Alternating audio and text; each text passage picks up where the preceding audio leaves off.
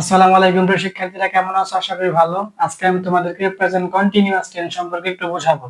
দেখো, present continuous টেন্সের স্ট্রাকচারটা হলো সাবজেক্ট প্লাস এম অথবা ইজ অথবা are plus verb one plus ING plus object. এর প্রেজেন্ট কন্টিনিউয়াস টেন্সের স্ট্রাকচারটা ছিল প্রথমে সাবজেক্ট হলো আই। এখন সাবজেক্টের পরে হয় এম অথবা ইজ অথবা আর। এখন আই এর সাথে কোনটা হয়? এম ইজ আর, এই তিনটার মধ্যে আই এর সাথে হয় এম, ঠিক আছে।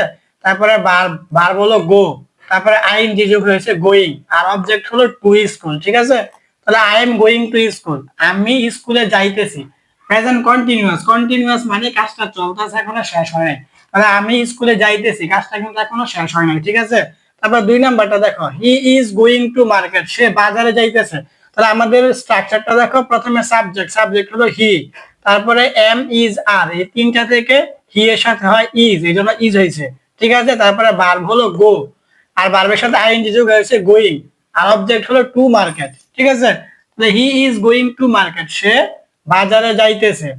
তারপর আরেকটা দেখো লিখছি যে they are going to field, তারা মাঠে যাইতেছে। দেখো আমাদের সাবজেক্ট ছিল প্রথমে সাবজেক্ট হলো দে, তারপরে এম ইজ আর, এই তিনটার মধ্যে আমাদের অক্সিলারি ভার্ব দে এর সাথে হয় আর, তারপরে ভার্ব হলো গো, আর আইএনজি যোগ হয়েছে গোয়িং, আর অবজেক্ট হলো টু ফিল্ড, ঠিক আছে। তাহলে দে আর গোয়িং টু ফিল্ড, তারা মাঠে যাইতেছে, ঠিক আছে। তাহলে আমাদের প্রেজেন্ট কন্টিনিউয়াস টেন্স হলো প্রথমে সাবজেক্ট, তারপরে এর সাথে এম ইজ আর, অর্থাৎ সাবজেক্ট বুঝে এম হবে অথবা ইজ অথবা আর হবে, তারপরে ভার্ব, তারপরে আইএনজি, তারপরে অবজেক্ট। এইভাবে তোমরা হাজারো বাক্য তৈরি করতে পারবে। আর মনে রাখবে, কন্টিনিউয়াস মানে কাজটা চলতেছে, যে আমি ভাত খাইতেছি, আমি যাইতেছি, আমি করতেছি, এরকম, ঠিক আছে। আশা করি প্রেজেন্ট কন্টিনিউয়াস টেন্স বুঝছো। ধন্যবাদ।